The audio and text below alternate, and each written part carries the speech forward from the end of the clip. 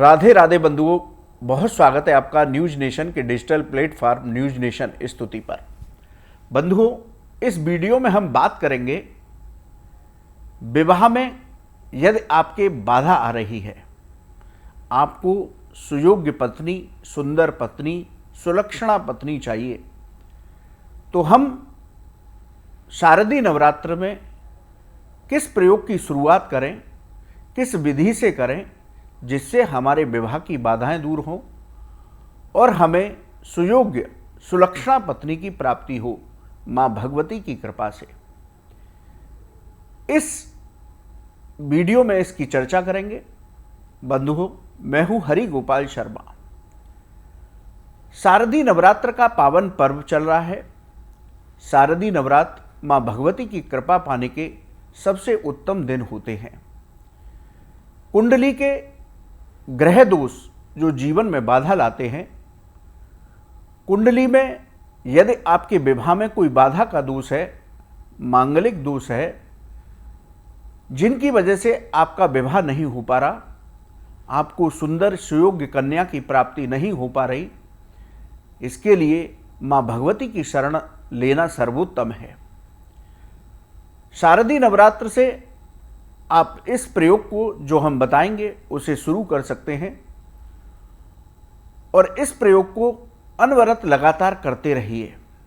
बहुत जल्द ही मां दुर्गा की कृपा से आपको सुयोग्य सुलक्षणा पत्नी की प्राप्ति होगी। आपके विवाह में आ रही सारी बाधाएं दूर होंगी और आपके जीवन में वैवाहिक जीवन का सुख प्राप्त होगा।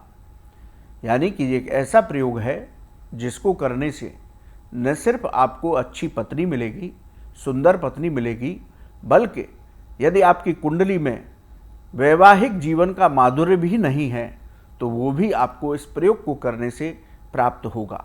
यानी कि आपका वैवाहिक जीवन बहुत मधुर होगा। जीवन साथी के साथ आपका तारतम्य बहुत अच्छा रहेगा। बंधुओं, करना क्या है? दुर्गा सप्तशती में मनोकामनाओं को लेकर अनेक मंत्र दिए गए हैं।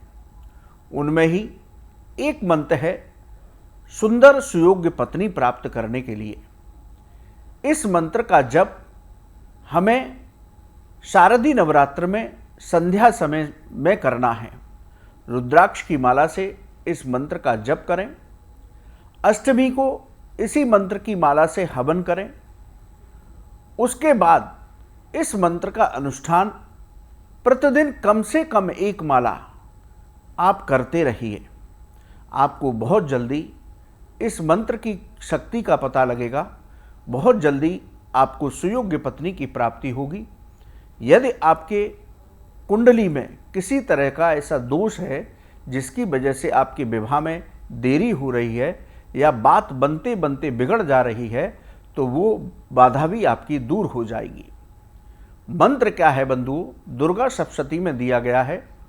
आप इसका उच्चारण जब शुरू करने से पहले अवश्य कर लें।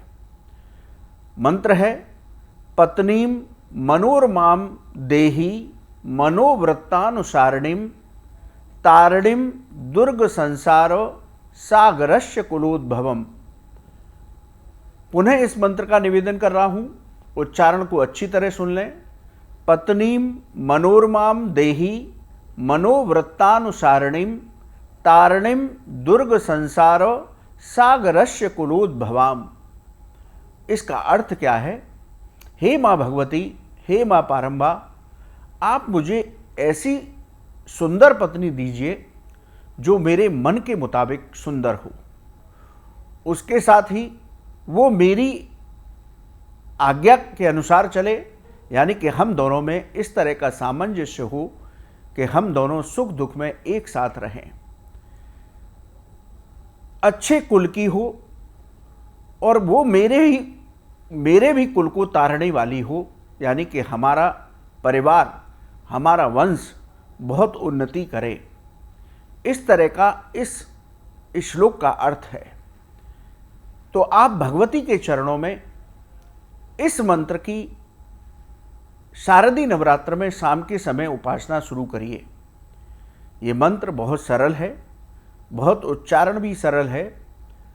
रुद्राक्ष की माला से आप संध्या समय पर स्नान करने के बाद, स्वच्छ वस्त्र पहनने के बाद माँ दुर्गा के पूजा कीजिए, उनको रोली का तिलक लगाइए, उनके सामने मिश्री या पंचमेवा का भोग रखिए, घी का दीपक जलाइए और आसन पर बैठकर रुद्राक्ष की माला से इस मंत्र का जप कीजिए माँ भगवती के चरणों में। पत्नीं मनोरमां देहि मनोवृत्तानुसारिणीं तारिणीं दुर्ग संसार सागरस्य कुलोद्भवां। बहुत अच्छा मंत्र है, बहुत दुर्लभ मंत्र है और बहुत जल्दी फल देने वाला मंत्र है। तो इस मंत्र की प्रतिदिन कम से कम एक माला संध्या समय पर कीजिए। अष्टमी तिथि को इस मंत्र से आप हवन कर दीजिए, 108 बार आहुति दीजिए और उसके बाद भी लगातार संध्या समय पर इस मंत्र का अनुष्ठान चलने दीजिए। बहुत जल्दी आपके जीवन में विवाह की बाधाएं दूर होंगी, आपको सुयोग्य सुंदर सुलक्षणा पत्नी की प्राप्ति होगी माँ भगवती की कृपा से।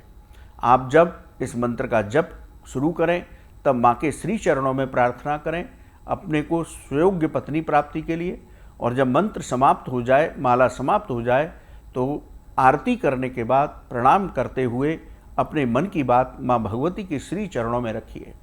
अपने द्वारा हुई गलतियों की क्षमा याचना कीजिए। आप देखेंगे बंधुओं, बहुत जल्दी आपको सुयोग्य सुंदर पत्नी की प्राप्ति होगी। बहुत दुर्लभ प्रयोग है, हमने बहुत सारे लोगों से इसको कराया है, इसके बहुत अच्छे परिणाम दिखाई देते हैं। तो आप भी करके देख लीजिए। यदि आपके यहाँ कोई इस तरह की स्थिति है और वो मंत्र जप नहीं कर सकते, तो उस घर के उस बच्चे के माता पिता भी इस मंत्र का अनुष्ठान कर सकते हैं। बंधुओं, आपको ये वीडियो कैसा लगा आप हमारे कमेंट बॉक्स में लिखें।